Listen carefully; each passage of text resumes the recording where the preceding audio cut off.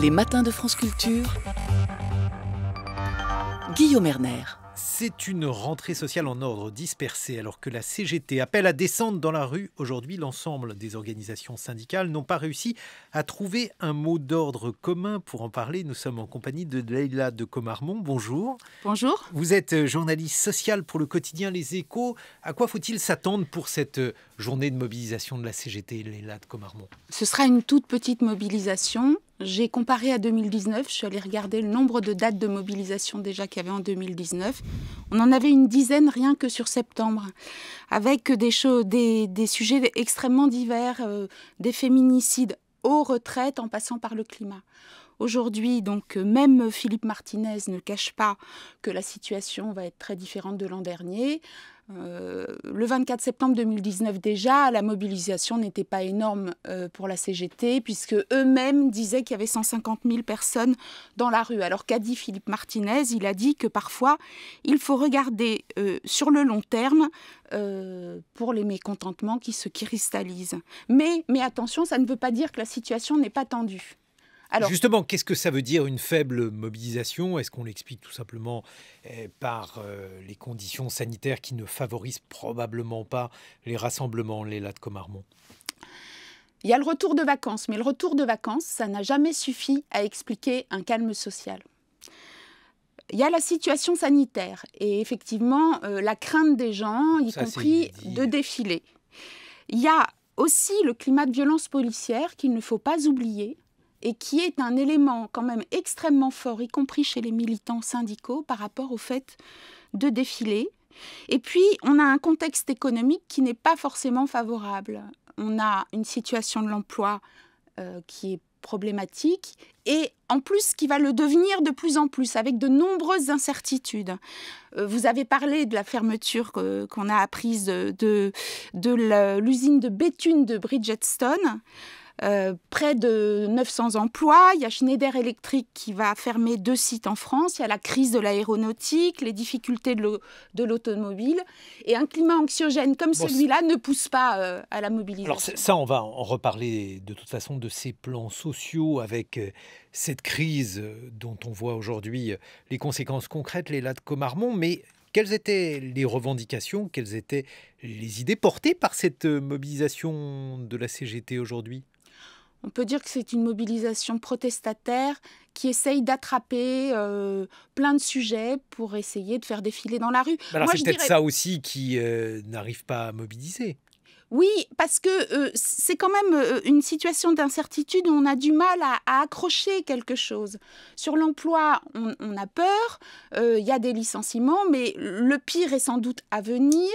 Et puis, il y a un repli sur soi de chacun, et je pense d'ailleurs que peut-être que des chercheurs iront réfléchir là-dessus. Cette épidémie pousse les gens au repli sur soi, chacun se retrouve avec ses proches, il y a cette crainte de les perdre, pour une cause qui n'est pas pour le coup une cause économique. On a connu des crises financières, on a connu des crises économiques, cette crise-là est tellement atypique qu'aujourd'hui on a du mal à saisir. Mais ça ne veut pas dire que l'eau n'est pas en train de chauffer dans la casserole. C'est-à-dire que ça veut juste dire qu'elle ne bout pas. Il y a un certain nombre d'indices et puis de facteurs qui devraient pousser l'exécutif à se méfier. Mais alors, pourquoi Philippe Martinez a-t-il décidé de cette journée de mobilisation, même s'il savait, même s'il y avait un certain nombre d'éléments qui pouvaient laisser augurer d'une faible mobilisation? À quoi voulait-il aboutir? C'est d'abord un appel à usage interne. La manifestation est un rendez-vous de CGTistes. Donc, je pense que les militants vont se retrouver. Je ne suis pas sûre que tous les militants se retrouvent. Ce qui sera déjà un indice de l'apathie actuelle liée à une situation exceptionnelle. Donc, une action également qui doit être interprétée dans un contexte lié au monde syndical, à la situation de ce monde syndical. On a parlé de la CGT. Quelle est la situation des autres syndicats, Leïla de Comarmont? Tout le monde est dans l'expectative. On a une situation qui est assez complexe parce que d'un côté, la crise sanitaire a remis les syndicats sur le devant de la scène. Elle les a remis au niveau national, puisque enfin Emmanuel Macron les a reçus, a discuté, alors avec le patronat et les syndicats, qu'on soit bien d'accord. On a eu un changement de Premier ministre, avec clairement un changement de ton, mais pas que de ton, puisqu'il a annoncé qu'il y avait 15 sujets sur lesquels il allait discuter aussi. Donc, quelque part, les syndicats ont été remis sur le devant de la scène. Mais ils l'ont aussi été, aussi au niveau des entreprises, parce que là où ils sont présents, et on y reviendra, là où ils sont présents, ils ont été extrêmement sollicités. À distance, donc de façon complexe, pour négocier les protocoles sanitaires dans les entreprises, je vous renvoie à l'affaire Amazon quand même, qui est assez exemplaire, où on a eu de solidaires à la CFDT, une union syndicale qui s'est constituée pour aller porter l'affaire en justice. Le ministère du Travail était... Rappelez-nous l'affaire. L'affaire Amazon, c'était les insuffisantes mesures prises de précaution pour protéger les salariés par Amazon, qui persistait et signait dans sa démarche. Il y a eu les mêmes demandes chez Carrefour. Oui, mais Amazon avait une attitude qui était une attitude de principe, de se refuser à discuter avec les représentants des salariés les mesures et de faire le minimum, pour protéger les salariés, avec des gros problèmes qui avaient été pointés. Minimum pas syndical. Voilà, justement, c'est pour ça que j'ai buté, parce que je me suis dit non, c'est pas possible. Et donc, avec une inspection du travail qui a été active, mais un ministère du Travail qui n'a pas été extrêmement virulent. Et c'est les syndicats qui ont obtenu en justice une décision qui a aussi été utile pour les autres entreprises. Donc ça, c'est les éléments positifs. Il y a la question du télétravail qui est une question nouvelle et on voit que tout le monde a un peu du mal à s'en saisir. Exactement, et ça fait partie des éléments, des difficultés auxquelles aussi le syndicalisme est confronté d'ailleurs, parce que en fait, cette crise sanitaire n'a pas que fait un repli de chacun sur soi et ses proches. Cette crise sanitaire, elle a provoqué un éclatement des collectifs de travail, que ce soit d'ailleurs dans les usines avec la distanciation sociale qui fait que on est moins nombreux sur site, et puis évidemment avec une partie des salariés qui sont en télétravail. Et donc ce collectif de travail qui éclate, c'est une grande difficulté, y compris pour les organisations syndicales. Je discutais hier avec un syndicaliste qui disait que entre les négos dans les entreprises, alors on va revenir sur les enjeux d'emploi plus tard, mais entre ça, les négos sur le sanitaire, la tentative de maintenir un lien avec les salariés, il y a une forme d'épuisement syndical et en même temps, paradoxalement, d'action syndicale. Alors peut-être que les gens ne la voient pas, sauf ceux qui sont dans les entreprises, mais on discute énormément et c'est peut-être aussi quelque chose qu'il faut mettre en lumière. Maintenant, il y a quand même un point d'affaiblissement puisque autant dans la crise de 2008-2009, les syndicats avaient réussi à se parler et à avoir une démarche commune avec des déclarations communes, autant cette fois-ci, ça n'a pas été possible. Bon, mais la question du télétravail, ce n'est pas une question simple parce que les syndicats ne savent pas trop se positionner par rapport à cela. Est-ce que ça signifie une forme d'émancipation, au contraire une forme d'aliénation, c'est-à-dire plus la fin du partage entre la vie privée et la vie au travail? Est-ce qu'il faut au contraire donner la possibilité pour des raisons sanitaires aux gens de travailler de chez eux? J'imagine qu'il y a toute une série de débats internes aux syndicats sur cette question, Léla de Comarmont. Alors, c'est quand même un sujet qui a commencé à émerger avant la crise sanitaire. Et effectivement, c'est un sujet complexe pour les syndicats, mais c'est un sujet complexe pour les salariés. Donc la réalité, c'est que les syndicats sont le reflet de l'évolution de la situation de travail et de l'enjeu de la maîtrise. C'est aussi pour ça, c'est parce qu'ils pensent qu'il faut des règles communes, qu'ils réclament au patronat une négociation pour tirer les leçons de la période sanitaire. Mais j'attire votre attention sur le fait que quand même, on ne peut pas considérer que la période de confinement doit servir d'exemple et de modèle. Parce que la réalité, c'était que c'était une situation exceptionnelle. En revanche, ce qui est très intéressant, c'est qu'elle a révélé des sujets. Elle a révélé le sujet de l'équipement, par exemple, ou l'ordinateur portable qui revient au goût du jour. Elle a révélé les situations d'isolement de certains. Elle a révélé aussi pour les syndicats, je pense, un certain nombre d'éléments sur lesquels ils peuvent porter des revendications. Et un des points sur lesquels, par exemple, ils sont tous d'accord, et d'ailleurs, ils se parlent sur le télétravail, même s'ils n'ont pas une voix unique, c'est le 100% télétravail est destructeur. Et l'autre point, c'est l'alerte sur le fait que le télétravail, eh bien, il faut faire très attention entre la limite entre le télétravail du salarié et le travail de l'indépendant. Mais il y a quand même une conséquence. Vous dites que le confinement est une période exceptionnelle. Cette période exceptionnelle est la poursuite de cette crise sanitaire. Les Lattes Comarmont pourraient inciter certaines entreprises à déserter leurs bureaux de manière temporaire ou durable. On voit ce mouvement.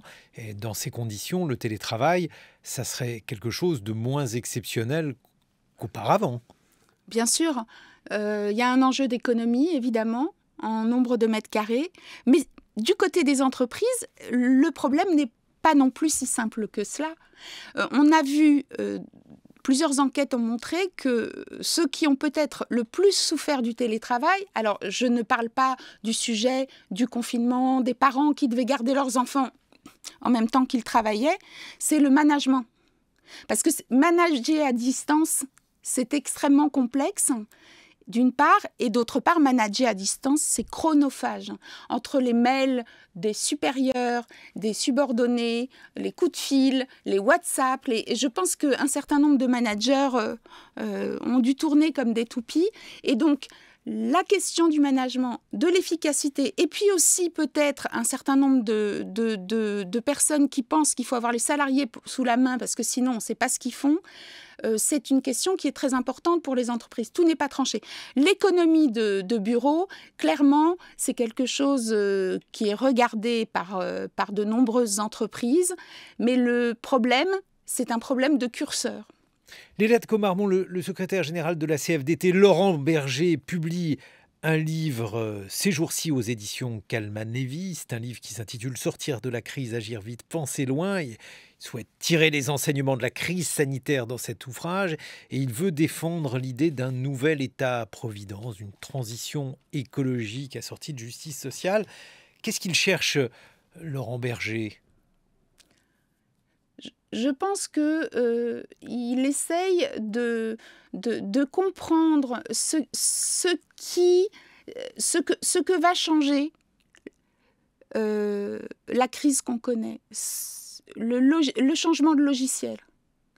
Quel va être le changement de logiciel? Avec quand même un élément extrêmement fort qui est que cette crise a montré, alors on parle de nouvel État-providence, c'est quand même intéressant que cette notion revienne parce qu'on a longtemps considéré que cet État-providence était beaucoup trop coûteux et qu'il fallait tourner la page. Enfin, on a longtemps, un certain nombre de personnes. Et donc, la question est l'enjeu des nouvelles solidarités. On y reviendra aussi, je pense, mais sur le chômage, on constate que c'est beaucoup les précaires en fait qui ont été le plus frappés. On avait eu une réforme de l'assurance chômage qui serrait la vis aux précaires et on a un vrai enjeu de construction d'autres choses. Mais quand même, cette crise, elle a montré la force de notre modèle social. Bon, mais ce nouvel État-providence qui serait donc désiré par le secrétaire général de la CFDT, Laurent Berger, en quoi se distingue-t-il des revendications de la CGT? Parce qu'il y a également des stratégies syndicales avec un désir d'occuper le terrain et de faire des propositions distinctes d'une centrale à l'autre. Qu'est-ce que la CFDT demanderait de différent par rapport à cela, par rapport à la CGT? Peut-être que du côté de la CFDT, mais c'est historique, et d'ailleurs vous remarquerez qu'elle s'est alliée pour son pacte pour le pouvoir de vivre avec beaucoup d'associations de lutte contre l'exclusion. Il y a une vision de ce sujet au-delà du monde du travail. Alors que la CGT, je vous rappelle le projet de la CGT de sécurité sociale professionnelle, dont elle ne parle pas beaucoup en ce moment, mais qui, à mon avis, est un outil très intéressant dans la crise actuelle aussi. La CGT est plus centrée sur le monde du travail. Et puis, il n'y a pas que la pandémie dans la vie, il y a aussi les gilets jaunes, le retour des gilets jaunes. Alors, le chiffre a été apprécié, analysé, il a été question d'une mobilisation inférieure aux attentes, mais quoi qu'il en soit, il est là de Commarmont, les syndicats ont été ébranlés dans leur manière de se mobiliser par les gilets jaunes. Qu'est-ce que ça crée aujourd'hui ? Ça crée la nécessité d'essayer de parler à la France des oubliés. Et quand je disais que l'eau chauffe mais elle ne bout pas encore, la dernière mobilisation des Gilets jaunes était microcosmique, il y avait très peu de monde. Évidemment, ce mouvement-là, en tant que mouvement, est en train de s'éteindre. En revanche, les causes du mouvement, elles sont toujours là. Et la France des oubliés, c'est aussi la France des secondes lignes. Ces secondes lignes dont aujourd'hui on voit bien qu'on leur a fait beaucoup de promesses, on les a beaucoup applaudis et en même temps, on leur a peu donné. Je vous renvoie à l'annonce des licenciements d'Auchan, au fait que cette fameuse prime Macron, beaucoup ne l'ont pas eue. Et donc, de ce côté-là, je pense qu'il y a vraiment un sentiment d'oublier. Il y a aussi un sentiment d'oublier et je vous alerte sur la puissance de la mobilisation cet été à l'appel du comité Adama. Parce que moi, personnellement, ça faisait longtemps que je n'avais pas vu la banlieue descendre dans la rue. Elle est descendue de façon pacifique, elle est descendue de façon importante parce qu'on était quand même dans un contexte sanitaire problématique. Alors, il y a évidemment eu des échauffourées, mais les spécialistes des manifestations vous diront que ça n'est pas surprenant. Et donc, cette France-là aussi est une France des oubliés. Et précisément, est-ce qu'il pourrait y avoir une réunion de ces différents thèmes de mobilisation, dont la question des violences policières et également des bavures racistes à l'intérieur du discours syndical ? Alors, à l'intérieur du discours syndical, c'est compliqué. Le discours sur les violences policières, les syndicats les ont évidemment dénoncés et continuent à les dénoncer. Donc, on est sur ce sujet-là, il y a une continuité des syndicats. Alors, des syndicats, je parle de la CGT, d'FO, qui sont quand même très en pointe là-dessus. Mais pour la suite, elle reste encore à l'écrire. On vous retrouve Léla de Commarmont dans quelques instants, aux environs de 8h20. Vous serez rejointe par Christine Erel. Elle est professeure d'économie au CNAM, directrice du Centre d'études de l'emploi et du travail. Et on va évoquer cette fois-ci ces plans sociaux qui se multiplient. Il est 8h sur France Culture. 7h, 9h, les matins de France Culture. Guillaume Erner. Et l'on évoque cette rentrée sociale compliquée. Nous sommes en compagnie de Léla de Commarmont, journaliste sociale pour le quotidien Les Échos. Et nous accueillons Christine Erel. Bonjour. Bonjour. Vous êtes professeure d'économie au CNAM, directrice du Centre d'études de l'emploi et du travail. Et vous avez notamment publié Les politiques de l'emploi aux presses universitaires de France. J'ai sous les yeux l'Humanité qui titre sur ces entreprises qui surfent sur le Covid pour licencier alors que l'automne s'annonce catastrophique sur le front du chômage, explique l'UMA. Certaines sociétés profitent de la crise sanitaire pour se lancer dans des plans sociaux massifs. Alors la question, Christine Erel, c'est de savoir quand a-t-on affaire à des entreprises qui véritablement sont en proie à des difficultés liées au Covid et quand on a affaire, je mets tous les guillemets qui conviennent, à des plans de licenciement liés à des effets d'aubaine. Alors c'est évidemment extrêmement difficile de distinguer entre les différentes situations. Il faut regarder de manière approfondie la situation de l'entreprise. De manière générale, jusqu'à maintenant, on a eu assez peu de suppression d'emplois dans le cadre de plans de licenciement depuis le mois de mars. Depuis mars jusqu'en août, on a eu très peu de licenciements. Pourquoi ? Parce que ce qui a joué, c'est surtout le fait que les entreprises ont été beaucoup soutenues par les politiques publiques et notamment par le dispositif de chômage partiel qui permet effectivement d'avoir un maintien en emploi, avec un coût pour l'entreprise qui est quasi nul. Donc ça a évité très largement, effectivement, des licenciements importants qui auraient pu avoir lieu sinon.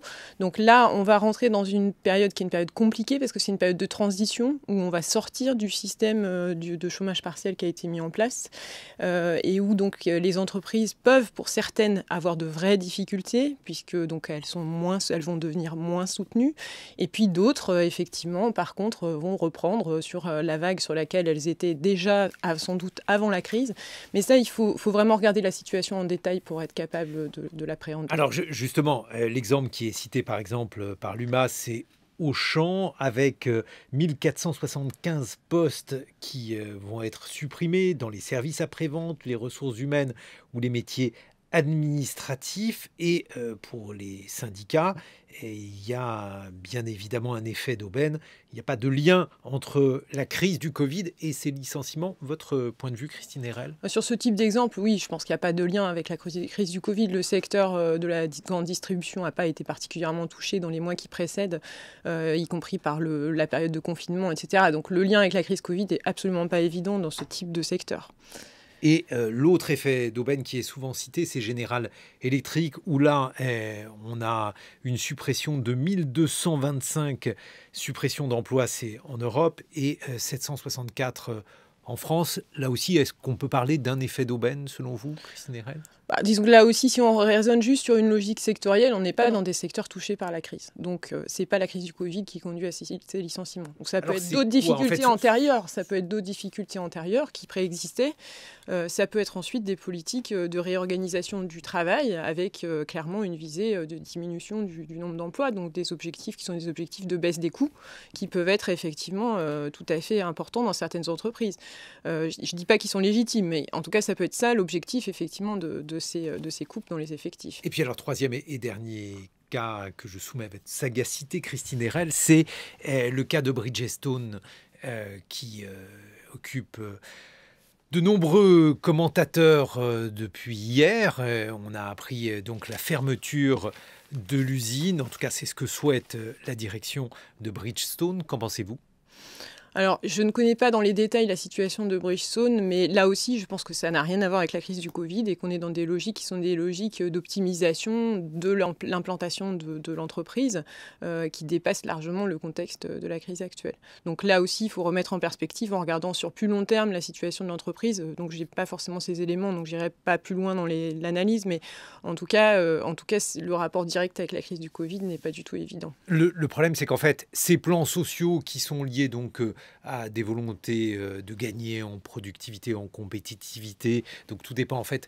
Les cas précis vont s'additionner avec des plans sociaux qui, eux, sont la conséquence de la crise du Covid.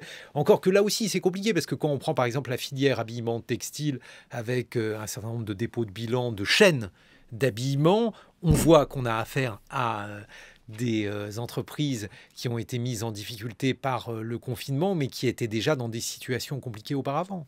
Oui, tout à fait. Toutes les périodes de crise et toutes les récessions ont aussi révélé des difficultés et des fragilités qui existaient auparavant. Donc, il peut y avoir un effet de révélateur de la crise. Mais effectivement, ce n'est pas pour autant que le lien de cause à effet entre la crise Covid et les destructions d'emplois est évident. Je pense que les secteurs les plus touchés, on les connaît. Hein, c'est les secteurs de l'hôtellerie-restauration, par exemple, de la culture, qui ne sont pas des secteurs, pour l'instant, qui ont massivement licencié. Il y a eu, dans le cas de l'hébergement-restauration, par exemple, beaucoup de mouvements, c'est-à-dire des destructions de CDD courts ou d'emplois en intérim, mais de nouveau des embauches quand la situation s'est ouverte et qu'on a déconfiné. Donc on a des mouvements de création et de destruction d'emplois qui sont importants dans ces secteurs. Maintenant, c'est pour le moment, effectivement, les plans de licenciement, on les voit surtout dans les secteurs industriels qu'on évoquait, où là, le lien direct avec la crise est moins évident à court terme.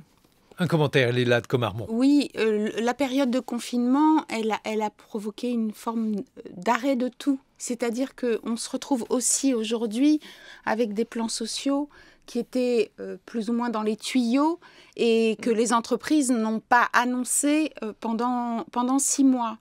Et autant, s'il n'y avait pas eu le Covid, ça se serait peut-être alors noyé. Évidemment, c'est des enjeux de situation personnelle. Hein. Il ne s'agit pas du tout de le nier, mais en tout cas, les effets d'annonce auraient pu être noyés dans quand même un contexte où on était sur une amélioration de la situation de l'emploi.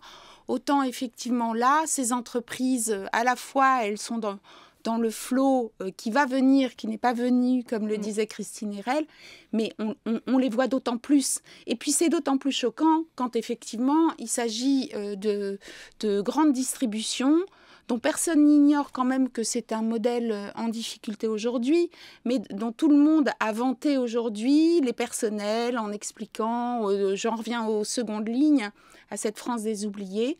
Et c'est vrai que c'est des éléments qui sont quand même qui font choc dans l'actualité. Voilà. Et puis d'autant qu'effectivement, toutes ces entreprises ont largement bénéficié des aides qui ont été versées sur les derniers mois, le chômage partiel que j'évoquais, d'autres encore. Donc du coup, c'est vrai que dans ce contexte-là, ce type de plans sociaux apparaît particulièrement choquant. Je suis complètement... D'où la critique qui est adressée à certaines entreprises aujourd'hui, Christine Erel, et au gouvernement, qui consiste à dire que ces aides ont été généralement attribuées sans contrepartie. Oui, alors sur le fond, c'est une critique qui est légitime en termes économiques, on va dire, mais en termes pratiques, il fallait aller vite. Donc je pense qu'il n'y avait pas vraiment d'autres solutions, en tout cas pour ce qui est du chômage partiel, par exemple, si on voulait toucher très largement l'ensemble des entreprises. Si on avait mis plus de conditions, ça n'aurait pas été possible. Donc je pense que là, pour le coup, sur ce point-là, même si... dans un monde idéal, on aimerait une conditionnalité. Dans la pratique, le gouvernement a eu raison d'aller vite et donc de faire un dispositif simple et avec très peu de conditions d'accès. Ça n'est pas le cas, par contre, pour le dispositif d'aide partielle de longue durée. C'est-à-dire, alors, parce que là, c'est compliqué. En fait, il y a deux dispositifs pour le chômage partiel. Il faut expliquer en fait quelles sont les différences de ces deux dispositifs, Christine Erel. Il y a un dispositif normal qui est le dispositif qui a été renforcé pendant la crise, donc le chômage partiel, activité partielle, comme ça qu'on l'appelle. Et donc ce dispositif a été étendu à toute une série de cas qui n'étaient pas nécessairement visés auparavant par le dispositif. Et donc il offre la possibilité aux salariés de bénéficier de 84% de son salaire net. Donc c'est pris en charge, le coût est pris en charge par l'État et l'assurance chômage. Donc ça ne coûte rien à l'employeur, sauf si l'employeur veut abonder pour passer... Il peut ajouter effectivement à ce montant, mais pour ce montant de 84% du salaire, il n'a rien à payer. Donc ça, c'est le dispositif standard. Ensuite, on a un dispositif. Donc ce dispositif-là, il va s'arrêter. Il est prolongé encore pour les secteurs en difficulté jusqu'à la fin de l'année. Mais sinon, on va progressivement sortir, c'est-à-dire que le taux de remboursement pour les salariés, le taux de prise en charge du salaire va diminuer. Donc les secteurs en difficulté, c'est les secteurs qu'on connaît, l'hôtellerie, la restauration, le tourisme, l'événementiel. Là, les choses ça va se poursuivre jusqu'à la fin de l'année. Et sinon, donc, il existe un autre dispositif qui a été mis en place au mois de juillet et qui s'appelle donc l'activité partielle de longue durée. Et donc là, le dispositif est fondé sur une négociation au sein de l'entreprise. Il faut un accord au sein de l'entreprise pour le mettre en place ou au niveau de la branche. Et donc, dans ce cadre de l'activité partielle de longue durée, les entreprises s'engagent sur une période qui peut aller jusqu'à 2 ans et vont donc pouvoir réduire le temps de travail de leurs salariés en bénéficiant à nouveau donc d'une prise en charge à hauteur de 84% du salaire net. Mais là, donc, il faut qu'il y ait une négociation, c'est-à-dire il faut qu'elle s'engage à maintenir l'emploi ou à offrir d'autres contreparties aux salariés pour bénéficier de ce niveau de prise en charge. Alors la difficulté, Christine Erel, c'est de savoir en fait comment on sort de ces dispositifs qui concernent énormément de monde. À l'échelle européenne, on est sur 9 millions d'Européens qui sont au chômage partiel et qui risqueraient de se retrouver sans emploi en 2021 parce que s'il y a un arrêt brusque de ces dispositifs, certains vont retrouver une activité, d'autres personnes seraient dans une situation probablement plus précaire. Alors c'est vrai qu'il y a eu un recours vraiment exceptionnel à ces dispositifs par rapport à ce qui existait auparavant. Dans la crise de 2008, le champion du chômage partiel, c'était l'Allemagne, qui était allée jusqu'à 1,5 million de personnes en chômage partiel. Là, on a été bien au-delà partout. En Allemagne, ça a été 7 millions au maximum de la crise. En France, ça a été plus de 8 millions. Donc on est vraiment allé sur des chiffres qui sont extrêmement élevés. Alors ce qu'il faut dire, c'est déjà que le nombre a déjà diminué. C'est-à-dire que par rapport à mars ou avril, on a quand même déjà beaucoup baissé. En juillet, on était à 2 millions en France. Donc il y a des ajustements qui se font de manière naturelle, on va dire, dans les pratiques des entreprises quand l'activité repart. Donc ça, c'est une première chose. Et puis ensuite, effectivement, il va falloir changer de régime, donc passer à quelque chose où on se projette davantage dans l'avenir. Donc c'est la logique de cette activité partielle de longue durée. C'est de dire il faut qu'il y ait une négociation dans l'entreprise pour pouvoir effectivement, ou au niveau de la branche, encore une fois, pour pouvoir effectivement se projeter. L'idée, là, c'est de se projeter dans l'avenir, se projeter à 1 an, 2 ans, pour mettre en place de nouvelles pratiques de gestion de l'emploi dans l'entreprise. Léla de Comarmont. Oui, sur le chômage partiel, disons classique, effectivement, il n'y avait pas de contrepartie, mais d'ailleurs, le débat ne s'est pas cristallisé là-dessus, parce qu'on était dans une crise qu'il fallait gérer au plus vite. Le débat s'est plutôt cristallisé sur les fraudes de certaines entreprises qui ont contraint leurs salariés à travailler alors qu'ils étaient en chômage partiel. On est capable de quantifier ces fraudes ? Moi, je pense que c'était extrêmement compliqué. Je n'ai pas vu de chiffrage. Non, j'en ai pas vu non plus. Il y a eu des contrôles, mais après, c'est difficile de savoir, effectivement. Mais quelque part, il fallait sans doute en passer par là, parce que l'enjeu, on a quand même décidé en 48 heures un confinement généralisé. Donc ça, c'est le premier point. Vous disiez comment on en sort ou pas. Moi, je dirais, est-ce qu'il faut en sortir ? Est-ce qu'on en est vraiment à se poser la question d'en sortir ? On n'en est pas encore là. C'est-à-dire que ce n'est pas un hasard si le chômage de longue durée tel qu'il est mis en place par le gouvernement, d'ailleurs proposé par le patronat et les syndicats de la métallurgie au départ, ce n'est pas un hasard si le champ c'est 3 ans et la possibilité d'activation de ce chômage partiel c'est pendant 2 ans. Et c'est aussi parce qu'on a tiré les enseignements de la crise de 2008 notamment. Mais sur cet là, enjeu le chômage partiel avait été peu utilisé, surtout comparé au niveau d'utilisation de ces dispositifs aujourd'hui, Léla de Comarmont. Oui, mais il n'avait pas été assez utilisé, on pourrait dire. Parce qu'en réalité, quand il y a eu la reprise, en fait, je pense que Christine Erel nous donnera peut-être des éléments là-dessus, quand il y a eu la reprise, il y a un certain nombre d'entreprises qui ont été bien dans la panade parce qu'elles s'étaient séparées de leurs salariés et donc des compétences. Le bâtiment peut parler de ça, parce que le bâtiment a eu une crise au milieu des années 90 aussi.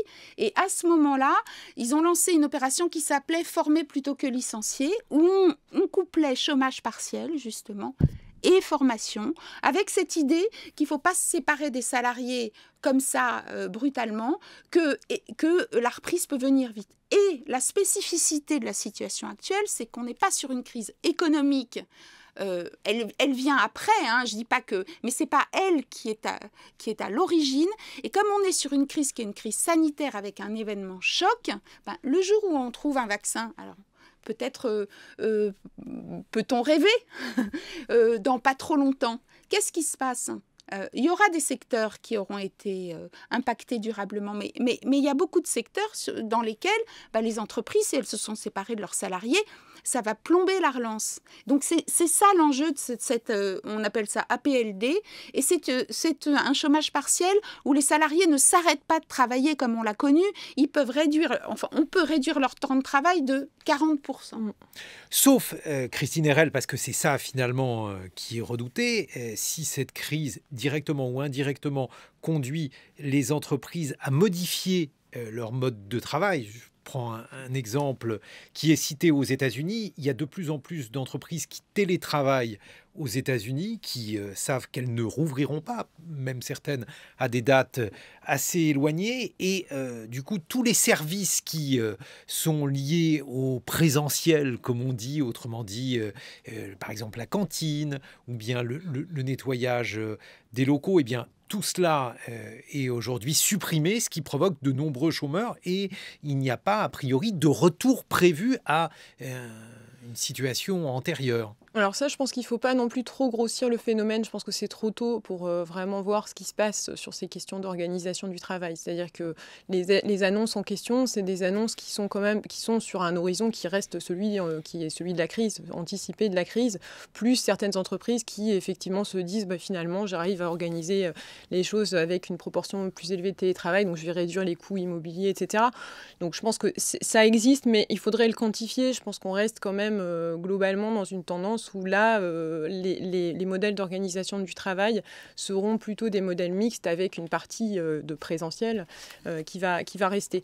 Donc là aussi, même dans ces secteurs de services, donc autour des entreprises, autour des bureaux, etc., je pense qu'il faut être prudent.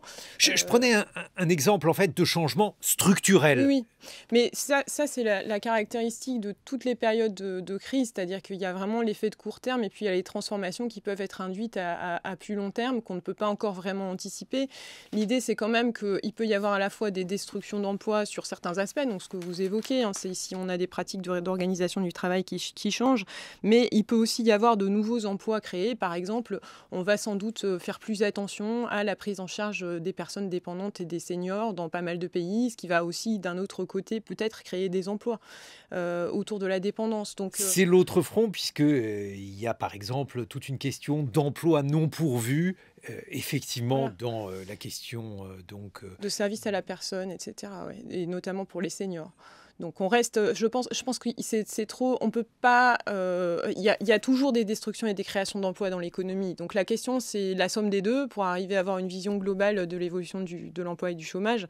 Mais il me semble qu'il ne faut pas être trop pessimiste non plus, c'est-à-dire qu'en sortie de crise, on aura aussi des créations d'emplois, peut-être qu'on n'anticipe pas forcément dans certains secteurs. Et donc typiquement, je pense, dans les services aux personnes, dans le secteur de la santé, je pense qu'on ne va pas non plus traiter les choses exactement de la même manière. Voilà. Après, la question, c'est toujours les transitions personnelles. C'est sachant qu'il y a ces changements dans l'économie, comment est-ce qu'on va effectivement aider les gens à passer d'emplois qui sont en danger à des emplois qui sont des emplois d'avenir.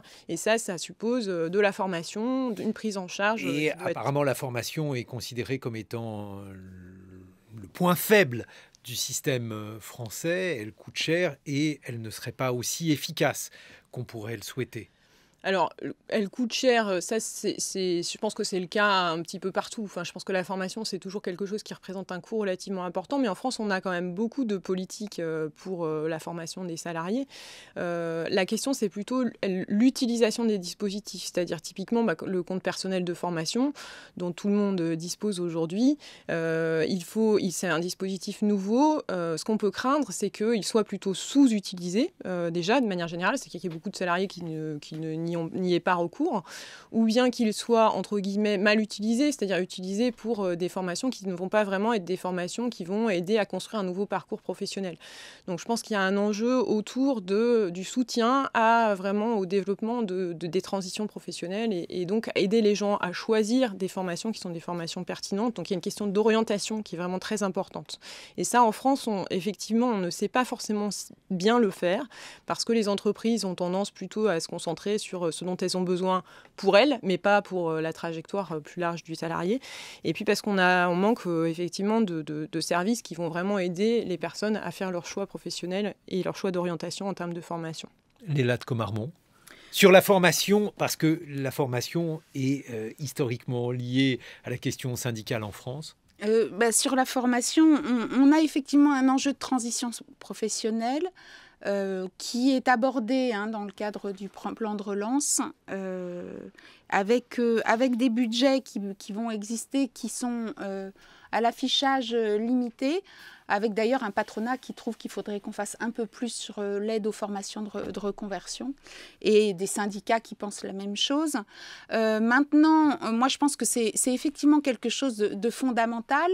J'alerte juste sur 2 points. Le premier, c'est il y a un certain nombre d'emplois qui ne vont pas changer et de salariés qui vont rester en poste.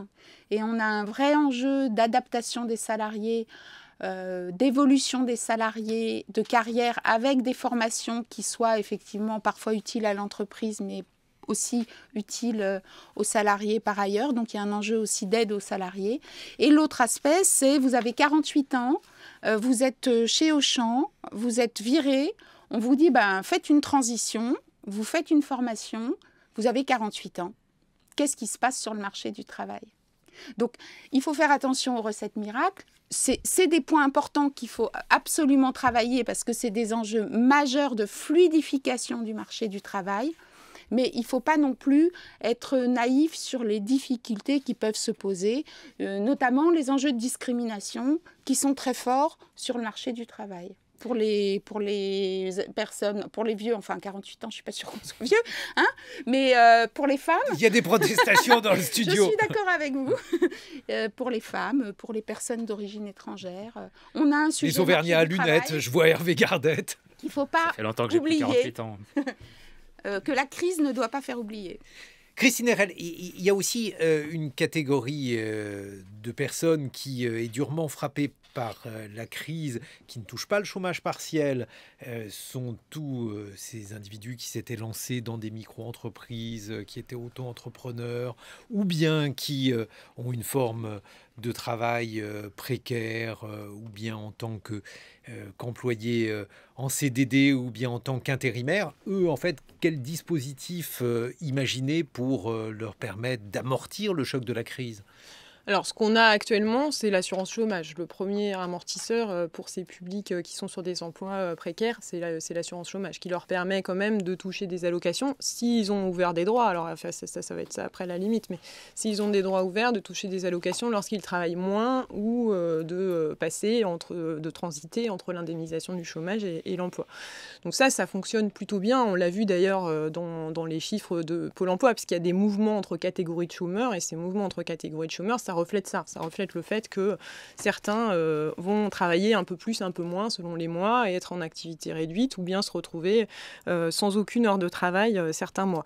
Donc ça marche. Par contre, il y a évidemment des limites. Deux limites. La première, c'est que tout le monde n'est pas couvert. On a effectivement des gens qui n'ont pas encore de droit au chômage et qui ne sont pas couverts.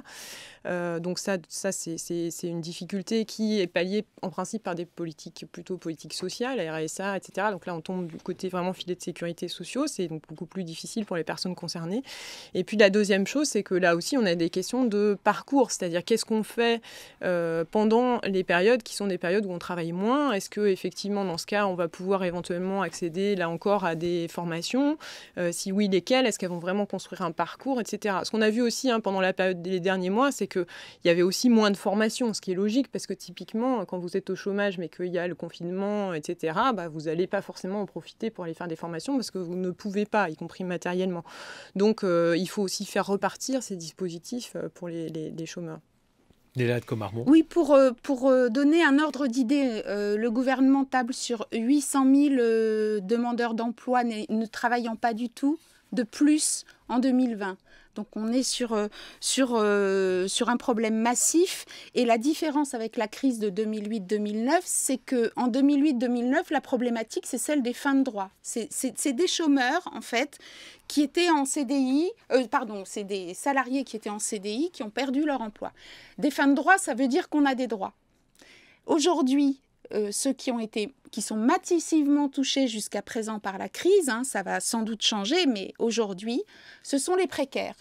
Et c'est ce que expliquait Christine Erel. Pour les précaires, on a un enjeu de quel droit. Et ça, on peut remarquer, on parlait de nouvel État-providence, on peut remarquer que la réforme de l'assurance chômage, qui avait été calibrée pour une économie en croissance qui crée des emplois et donc des salariés qui en retrouvent, la réforme de l'assurance chômage, elle a été mise sous le boisseau. Il va y avoir des discussions qui vont s'ouvrir, ça va être un énorme enjeu parce que c'est pas forcément extrêmement visible, mais la paupérisation de la population salariée française via ce précariat est un enjeu majeur. Un mot de conclusion, Christine Erel. J'ai l'impression que finalement, même si, bien entendu, vous ne niez pas la gravité de la situation, vous êtes moins pessimiste qu'on aurait pu l'imaginer. C'est difficile de se projeter dans l'avenir compte tenu du degré d'incertitude qu'on a actuellement. Par contre, ce qu'on peut constater, c'est qu'en tout cas sur la période depuis le mois de mars, les politiques de soutien à l'emploi, de maintien en emploi, etc., ont plutôt bien fonctionné, semble-t-il. Les filets de sécurité sociaux ont aussi plutôt bien fonctionné. Donc pour le moment, en termes de politique publique, on est effectivement plutôt sur un bilan que je trouve relativement positif. Maintenant, toute la question, effectivement, ça va être le redémarrage. Ça va être aussi les populations qui sont les populations plus fragiles. On en a évoqué quelques-uns. Je voudrais aussi peut-être dire 2 mots sur les jeunes qui, pour le coup, sont aussi typiquement un des groupes qui est particulièrement concerné par cette crise. Donc là, il va falloir les aider à rentrer sur le marché du travail ou à attendre des jours meilleurs si effectivement il y a moins d'emplois créés cette année. Christine Erel, on retrouve votre Que sais-je, les politiques de l'emploi, c'est bien entendu aux presses universitaires de France. Merci à Leïla de Comarmont. On vous retrouve dans les Échos.